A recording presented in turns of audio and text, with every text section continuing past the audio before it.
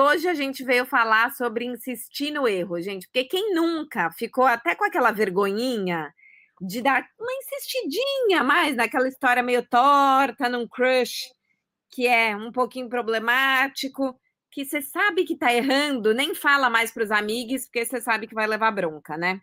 E daí vem essa questão. Insistir no erro é burrice? Não é burrice? O que que é o erro? Então, para começar a polemizar, a gente já queria perguntar isso. Insistir nas migalhas, achando que um dia elas vão virar um romance, é um erro? Não, não é um erro, é absolutamente humano. Pode passar a ser um erro depois que você souber como você erra. Antes disso, não dá para falar que é um erro, entre outras coisas, porque não dá para falar no campo da escolha. Você está repetindo sem saber o que você repete, ou seja, numa posição de assujeitado. Como que você pode falar em erro se você não sabe o que você erra? É uma questão complexa. O cartesianismo não se sustenta na psicanálise. O pensamento cartesiano é furado pela psicanálise, não só o pensamento cartesiano, a dialética hegeliana é furada pela psicanálise. Recomendo muito que leiam as críticas do Adorno a Hegel, é um bom começo para entender a base do pensamento psicanalítico. E depois a leitura que o Lacan faz disso. Mas, para dizer, não pode ser considerado erro porque você simplesmente não teve escolha. Você vai passar a ter escolha quando você conseguir nomear o erro. Muito difícil a gente se ver porque a gente está alienado no nosso próprio discurso. É por isso que precisa de um analista, de alguém que nos escute, nos devolva o nosso discurso e que em algum momento a gente possa se implicar no nosso próprio discurso e falar, opa, talvez eu tenha alguma coisa a ver com isso. Esse lugar de vítima é É ótimo. ótimo, mas Então, é uma beleza o lugar de vítima, porque ele vai muito bem com o masoquismo primário do ser humano, que é a base do campo da insistência, o campo do gozo, que Barbara Lowe nomeou como princípio do nirvana. Olha que interessante. Olha onde ela foi buscar. E o Freud toma emprestado esse termo da Barbara Lowe no Mais Além do Princípio de Prazer. O princípio do nirvana para falar sobre a pulsão de morte, que é a gente tende a querer um aniquilamento total, uma entrega total ao outro, que o outro nos diga o que devemos fazer, que o outro nos diga como devemos desejar, né, é mais fácil entre aspas, porque essa posição não se sustenta, mas é mais fácil porque se engajar no próprio desejo, em ato, angustia. Agora, o masoquismo é primário. Então, por isso que a posição de vítima é tão mais interessante, né? Tá faltando ativo no mercado. E é contraintuitivo isso, né? Porque fala, não, todo mundo quer ser ativo, né? Se engajar no próprio desejo. Não é isso que acontece. Essa é uma posição difícil. um outro aspecto da vitimização que eu penso quando a gente fala no erro é assim: muitas vezes a gente está fazendo uma coisa que no fim a gente está gostando. Então, por exemplo, você está saindo com uma pessoa casada, ou que namora, mas aquilo tá te fazendo bem. Aí você vai contar para quem? Para suas amigas mais moralistas, para elas falarem para você que o que você está fazendo é errado. Então, é como se você também se eximisse da responsabilidade de parar essa relação. Assim, não foi você que quis. É porque a sociedade falou e suas amigas falaram que é melhor você parar. Ou um cara que só aparece de madrugada. E no fim, por mais que você queira namorar, tem um ganho ali, tem um prazer, tem um gozo. Mas você conta para aquelas suas amigas que acham que é um absurdo aquilo. Então você fica trazendo mais juízes para falar que você está errado, quando na verdade você não está se sentindo tão errado assim, né? Isso é um boicote e É maravilhoso. esse mecanismo que acontece muito, né? Esse é o mecanismo mais comum. Eu acho que um exercício interessante quando a gente vai falar alguma coisa para alguém, toda vez que você for procurar um interlocutor para falar algo, presta atenção, porque o tipo de interlocutor que você já está procurando diz da tua posição e o porquê daquilo. Porque ela poderia ter procurado uma amiga que a autorizasse e falasse, amiga, vai com tudo, goza e seja feliz aí, é teu modo de gozo. Ela ter procurado uma moralista já diz muito, né? Diz muito do quê? da não autorização do próprio desejo. Ela não se autoriza, ela precisa ser punida moralmente, por exemplo. É claro, é por isso que a psicanálise não é um julgamento moral. Que ela possa se haver com isso de alguma maneira e sair, se for a escolha dela, poder sair com homens casados, se é o barato dela. Vai numa casa de swing, se autoriza de alguma maneira. Agora, sim, a questão que eu gosto de colocar é que ela vai poder fazer essa escolha quando ela não precisar mais ligar para uma amiga moralista, nem pedir autorização para amiga que não é moralista. Ela, durante um processo de análise, pode levar anos, que ela possa fazer algo com isso. Simples assim. E vai deixar de ser uma questão, que era queixa no começo de uma análise, deixa de ser uma questão no final de análise. É engraçado porque a gente tem recebido muita mensagem de mulheres que estão saindo com homens separados com filhos, e elas falam, eu acho que ele não quer nada sério porque no fim de semana ele quer ficar com os filhos e não tem espaço para mim, só quer sair na terça-feira. Porque na cabeça dessas mulheres, na norma, um cara que quer uma coisa séria com você é o cara que te convida para sair ao final de semana. Só que se o cara está cuidando dos filhos no final de semana e ele está disponível e presente para você na terça-feira, ou na quinta, ou na quarta, por que achar que isso é insistir um erro, né? Então, também, assim, às vezes o padrãozinho da relação, ele boicota o nosso próprio desejo e a alegria de estar com aquela pessoa, porque a gente está o tempo inteiro batendo a relação com o que a gente imaginava que ela seria, né? Não tenha dúvida. Tanto para o homem quanto para a mulher, porque os dois ocupam essa posição, qual é essa posição? A posição de demandar. E a gente sabe, por estrutura, que o campo da demanda é infinito. Então, a pergunta aí seria, o que é suficiente? Porque daqui a pouco esse cara vai estar lá 24 horas. Como assim? Ele não tomou Red Bull? Ele dormiu? Ele não aguenta ficar 48 horas? Qual é o limite? O campo da demanda é infinito. E nós, neuróticos, se metemos muito aí, né? De demandar do outro. Está longe do campo do desejo. O campo do desejo é o próprio campo da castração, que é muito bem-vindo, e é através dele que a gente faz furo no campo do gozo e consegue gozar. Gozar não tem nada a ver com gozo. Gozo, substantivo, absoluto, trator, passa por cima, não tem espaço, nos faz sofrer, nos assujeita. Gozar, verbo. Bom, aí tem desejo. Aí tem um usufruto, aí tem um saber fazer a partir do campo do gozo. Aí tem fratura no campo do gozo. Não sei se é muito complexo isso, mas é que o campo da insistência é o próprio campo da demanda, que vai se reatualizando e é infinito. Então, assim, o que é erro, o que é repetição e qual que é a diferença dos dois, Gui? Num primeiro momento, o erro não tem erro porque não tem certo. Entendeu? Aí essa é a questão. Não tem erro porque não teria o correto. Né? O que seria o correto? Parar de comer migalha? Não, talvez não. Talvez ele goste de comer migalha.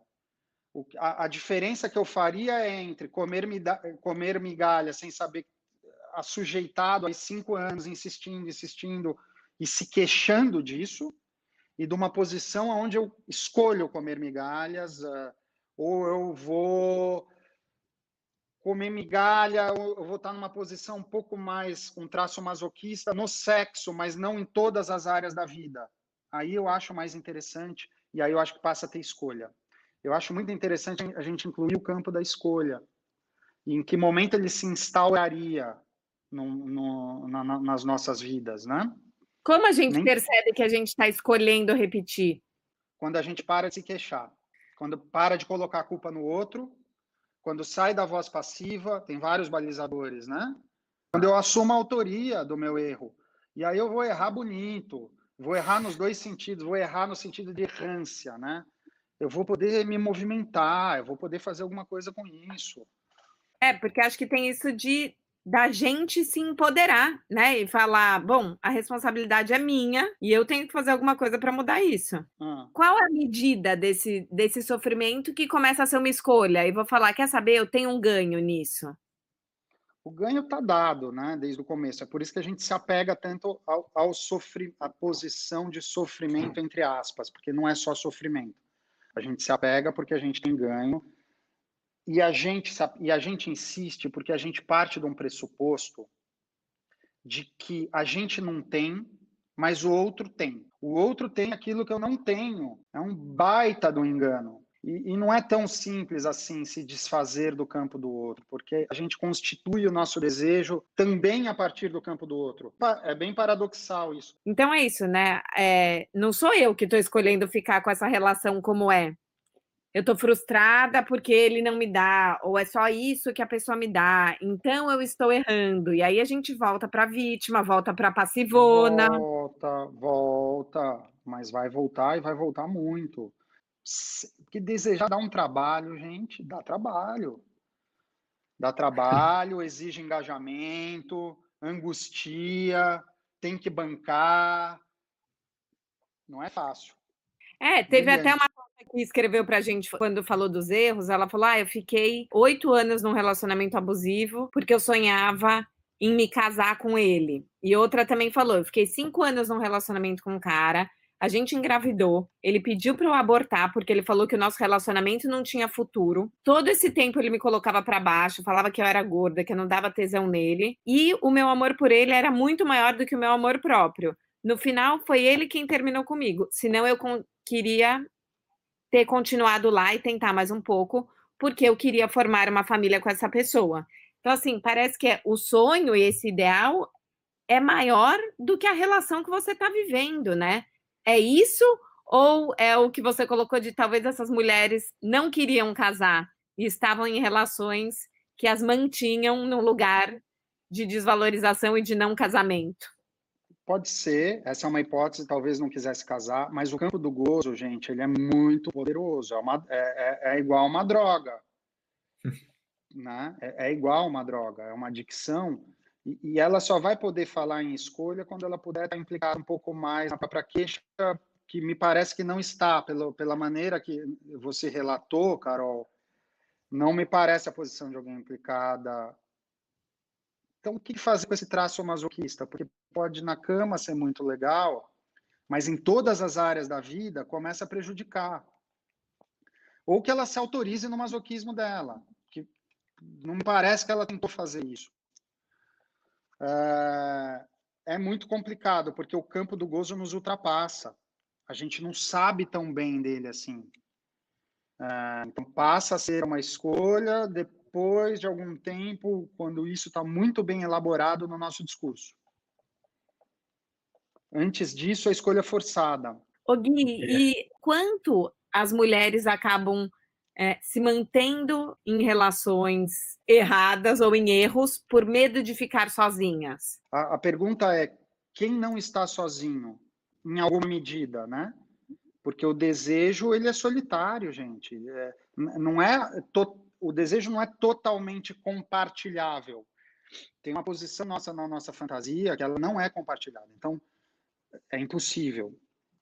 Então, eu digo que a gente faz laço pela angústia. Por que a gente faz laço pela angústia? Porque, em alguma medida, todo mundo está sozinho. Claro que você vai tentar responder à norma, esse é o grande erro. É aprisionante, é assujeitador, não só para as mulheres, gente. Qualquer um que tem que se meter nessa encrenca de tentar responder absolutamente ao outro, está perdido. É uma questão humana. Como mudar essa voz passiva para uma voz mais ativa, né? Porque acho que é isso, a gente tem que sair dessa chave da reclamação, do ai, só atraio gente assim, ai, isso sempre acontece comigo, mais uma vez uma relação que não dá certo. Talvez É, falar, eu quero ficar com esse fulano. Ah, a história é meio torta, mas eu gosto dele mesmo, né? Tem esse lugar de exercitar essa voz ativa, né? Como exercitar isso? isso seria a resposta num final de um processo analítico. Você quer o que você deseja? Nem sempre. Mas é por aí, né, Carol? Acho que é se escutar muito, é ter alguém que possa te devolver o teu próprio discurso invertido, que você possa fazer um movimento de implicação na própria queixa, que você possa sair da queixa. Isso é um processo muito longo, que você possa fazer algo com isso. Mas é claro, a gente vai bater cabelo, ninguém nasce com um manual de instrução, né, gente? Sabendo exatamente o que quer e o que não quer. Tem que se jogar mesmo, tem que bater cabeça, vai sofrer. mas o sofrimento em excesso, ele é muito, a angústia em excesso é ruim, porque ela paralisa. E às vezes ela paralisa tanto que a pessoa começa a minguar. Então, aí não vira um processo de mudança pela via do aprendizado, vamos dizer, entre aspas, mas vira uma paralisia quase patológica, e aí é muito ruim. É, porque acho que cai nessa coisa da repetição, né? Acho que para mim Cai. ficou muito forte isso que você falou, e acho que vamos moralizar menos também os nossos erros. Talvez eles nem sejam erros. E se a gente puder olhar para as relações de uma forma menos batendo cara a crachá com a norma e mais entendendo o que que eu estou ganhando aqui. E se eu entender que eu quero mais do que essa relação pode dar e a conta não está fechando, eu escolher sair e não falar, eu não tive escolha, por isso que É, acabou, a gente fica mais ativo, né? Então é a autonomia afetiva que a gente promove aqui no canal, acho que pode ser é, exercitada nesse ou, universo. ou, começar a escutar toda vez que você se queixar do outro como álibi, né? Qual é o teu eu não tive escolha? Porque eu não tive escolha vai se repetir. E aí tem uma marca que começa a ser muito interessante. Qual é o teu eu não tive escolha? Qual é o teu álibi? Como você proíbe teu desejo? Ó, se puder começar a fazer essa pergunta, nossa, pode ser muito legal.